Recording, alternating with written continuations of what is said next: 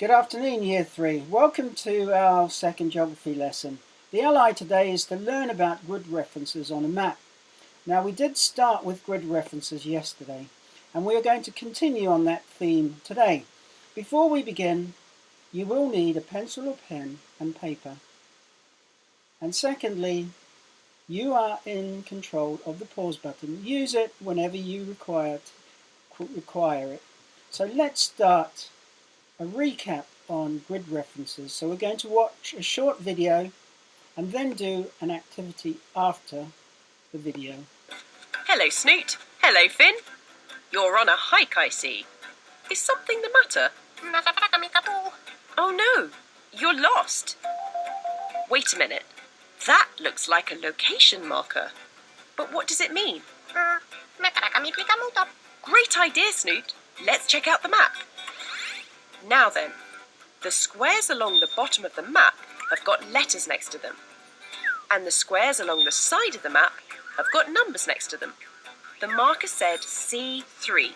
To find out where that is, just count 3 squares along the bottom of the map. A, B, C. And then imagine highlighting the whole C column. Then count 3 squares up the side of the map. 1, 2, 3. And imagine highlighting the whole row marked 3. Where the letter column and number row meet is square C3, which is where you're standing. That's called a grid reference. Now, where do you want to go next? Okay, Snoot. You want to visit the Crystal Caverns at grid reference A1. And Finn, you want to see the anti-gravity gardens at grid reference D2. It looks like the gardens are closer than the caverns, so why not start there?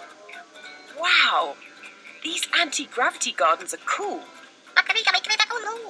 I know, Snoot. You're impatient to see the Crystal Caverns. There's just one problem.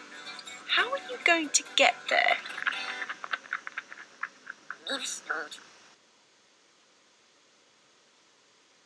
Now let's do a recap on the grid references. So here you have a treasure map, and we've got 5 questions or 5 tasks. So number 1, what animal can you see located at A1?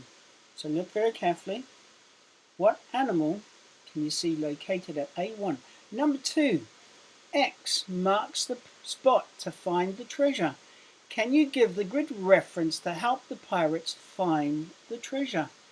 So where is the treasure? Look for the red X. What is the grid reference? Number 3, what can you see at grid reference C4? Number 4, what is the grid reference for Skull Island? And number 5, can you find the start of the path the pirates must follow to the treasure? What is the grid reference? I'm going to continue. If you need time to write these grid references down, do so. And when you're ready, you can restart the video. So press pause if you need to. I'm going to move on.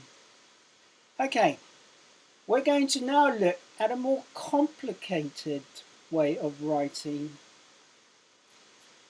grid reference, and they're called 4-figure grid references. So I'm going to show you using an example on screen. Okay, if you look at the grid now, along the bottom, which before had letters, we have numbers, and instead of the numbers being in the middle, they're now to the left-hand side of each vertical line. Now these numbers on the bottom are what we call eastings, because if you move from 73 to 77, you're travelling east. And the numbers on the left-hand side going up are called northings, because if you move from 41 to 45, you would be travelling north. So how do we use the northings and the eastings. So first of all, we have to remember that phrase along the corridor and up the stairs.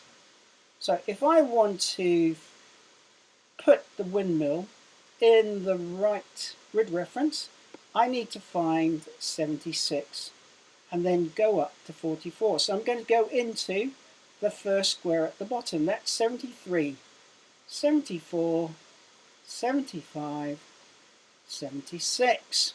If I leave the grid, I'd be in 77. So I'm going back to 76, and now I'm going to go up the rows. This is 41, 42, 43, 44. So I'm going to put the windmill in that position. Right, now I'm going to go down and place the zoo in the grid reference 7543. So I'm going to start with 73 on the left, 74, and then 75. And now I need to go up to 43. I'm in 41 at the moment. This is 42, and this is row 43. So I am now in the correct grid reference, or four-figure grid reference, of 7543. Let me find the correct grid reference for the campsite. It's 7341. Now it's called, oh dear, what happened there? So I have to remember along the corridor up the stairs. So let me click off that. And remember, the grid reference is the address of the bottom left-hand corner of the square. Okay, so I'm going to find 7341. So I'm going to take the 10. I am now in 73. Now this is column 73, and I need row 41. And I happen to be in row 41 already. So I'm going to put it there. So a four-figure grid reference has 4 numbers in it. So I've got 75 and 42. So I'm going to relocate the church to the correct grid reference. I'm going to start with 73, 74, 75, and then I'm going to move up to 42. I'm in 41 at the moment, and that's 42. Now the last one is the monument, has a grid reference of 7343. So I'm going to start in the bottom column and the bottom row. So I'm on 73 at the moment. So I don't need to, if I go to the right, that'd be 74. So 73, and I need to go up to 43. I'm in 41 at the moment, 42, 43. So my four-figure grid reference is 7343. So I'm going to put it there. And now my task is complete. Okay, after watching my example or demonstration, you need to use your understanding of how to locate things using a four-figure grid reference. So what do you need to do? Well, you need to design your own treasure map. So use the grid on the right-hand side. You need to draw an outline of an island and include some physical features like a lake, hills, woods, volcano, cave, beach, and so on. So do those things first. Right, this is your task when it comes to using the four-figure grid references.